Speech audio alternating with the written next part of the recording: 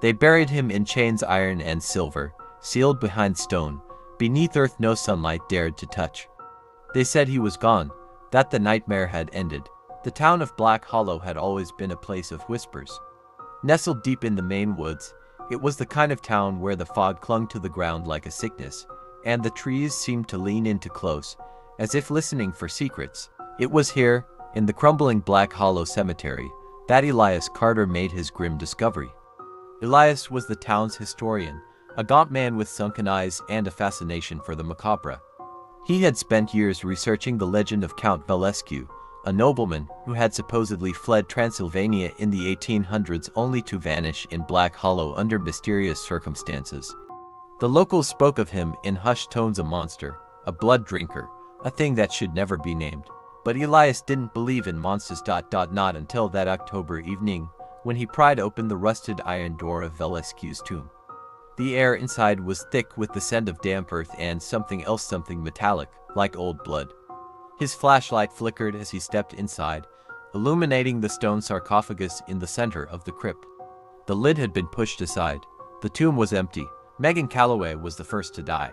She had been walking home from her late shift at the diner, her breath fogging in the cold night air, when she heard the footsteps behind her. At first, she thought it was just the wind rattling the trees.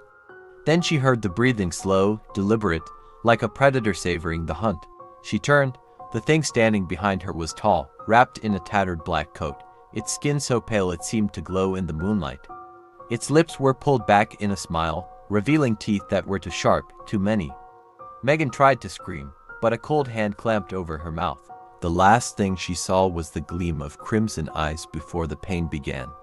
The next morning, Sheriff Dan Cole stood over Megan's body, his stomach churning. She had been drained of blood, her throat torn open in a way that no animal, at least no natural animal, could have done.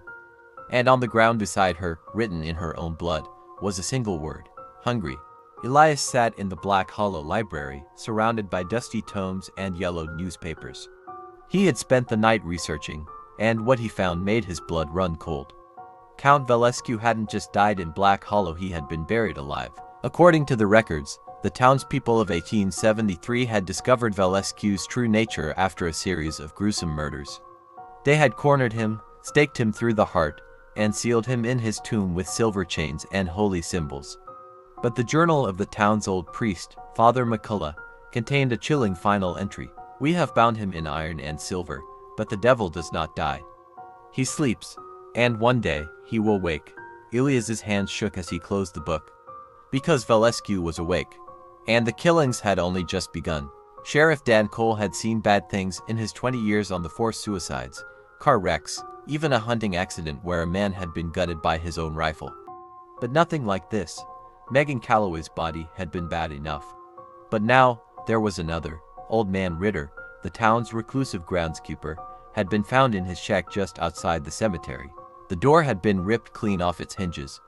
Inside, the walls were painted in long, dripping strokes of red. At first, Dan thought it was just blood until he saw the finger marks. Ritter hadn't just been killed. He had been dragged across the room, his throat torn open, his fingers clawing at the wooden panels as he tried to escape whatever had hold of him. And on the far wall, scrawled in Ritter's own blood, was a message: "I remember you."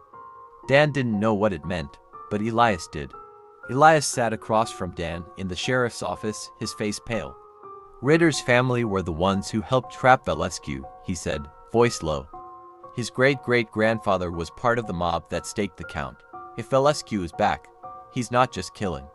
He's settling a score." Dan rubbed his temples. "You're telling me some 150-year-old vampire is holding a grudge?" Elias didn't laugh. "Vampires don't forget. And they don't forgive." Outside, the wind picked up, rattling the windows like bony fingers tapping on glass. Dan exhaled. "So what do we do?" Elias hesitated. Then, quietly, "We find out who's next." Jenny Hargrove had always hated working late at the Black Hollow pharmacy. The flickering fluorescence, the empty aisles, the way the old floorboards creaked when no one was there. Tonight, it was worse. She kept hearing breathing, soft, wet, just around the corner. Every time she turned, there was nothing. Just shadows stretching too long under the dim lights. Then the power went out. Jenny froze. The only sound was the drip, drip, drip of something leaking in the back room. She grabbed her phone, her fingers shaking as she turned on the flashlight. The beam caught a figure standing at the end of the aisle. Tall, pale, smiling, and then the phone died. Jenny didn't even have time to scream before the thing was on her. Elias knew they were running out of time. 3 bodies in 3 nights. The town was already whispering about an animal attack, but soon, someone would connect the dots. He needed answers, and there was only one place left to look. The Black Hollow Church had been abandoned for decades. Its pews rotting, its crucifix hanging crooked over the altar. But beneath it lay the real secret, the catacombs where Father McCullough had hidden his darkest texts. Elias descended the crumbling stairs, his flashlight barely piercing the gloom. The air smelled of mildew and something old or something wrong. At the far end of the chamber, he found it. A leather-bound journal, its pages filled with frantic Latin. And then, in the margins, a single sentence in English. The only way to kill him is to burn the heart. Elias's blood turned to ice. Because Velescu's heart wasn't in his tomb. The Black Hollow Diner was supposed to be safe. That's what everyone thought until the lights went out, and the screaming started. By the time Dan and Elias arrived, it was already too late. The windows were smashed inward, the booths were overturned. And the floor was slick. Dan stepped inside, his boots sticking to the tiles. His stomach lurched as he realized why. There were no bodies, just pieces. And on the wall, written in blood so fresh it still dripped. Tonight, I feast. The rain came down in sheets, turning the streets of Black Hollow into rivers of black water. Sheriff Dan Cole stood in the doorway of the abandoned church, his shotgun heavy in his hands. Beside him, Elias Carter clutched Father McCullough's journal like a holy text. You sure about this? Dan asked, his voice barely audible over the thunder. Elias didn't blink. He's here. The church had been Velescu's prison once. Now, it was his sanctuary. The place where his stolen heart had been hidden, sealed behind the altar in a lead-lined box. And he had come to reclaim it. Dan pushed open the rotting doors. The air inside was thick with the stench of wet decay and something else, something alive. The kind of smell that clung to the back of the throat, metallic and sweet. Blood. The pews were shattered, the crucifix torn from the wall. And at the far end of the church, standing before the altar, was him, Count Velescu. Tall, gaunt, his skin stretched to tight over his bones, his lips peeled back in a grin that showed too many teeth. His coat was black with age, his fingers ending in claws that gleamed in the flickering light of the storm outside. And his eyes, God, his eyes, they burned like two embers in the dark. Dan raised the shotgun. You're done. Velescu laughed, a sound like dry leaves skittering over stone. I have been dead for centuries, little man. You cannot kill me twice. Then he moved. Elias didn't see him cross the room. 1 second, Velescu was at the altar. The next, he was on Dan, his claws buried in the sheriff's shoulders, his mouth stretching wide. Bang! The shotgun blast tore through Velescu's chest, sending him staggering back. Black ichor from the wound, but the vampire only hissed, his grin widening. Silver, he licked his lips. Clever, but not enough. Dan fired again. And again. Velescu kept coming. Elias lunged for the altar, his fingers scrabbling at the loose stone where the heart was hidden. Behind him, he heard Dan scream, a wet, choking sound. The box was cold in his hands. Inside, nestled in salt and withered roses, was a shriveled black mass. Velescu's heart, still beating. Thump, thump, thump. Elias fumbled for his lighter. Velescu turned. No, the vampire was on him in an instant, claws raking across Elias's chest. Pain exploded through him, hot and bright, but he held onto the heart, even as Velescu's teeth sank into his shoulder. The lighter clicked. Flame touched withered flesh.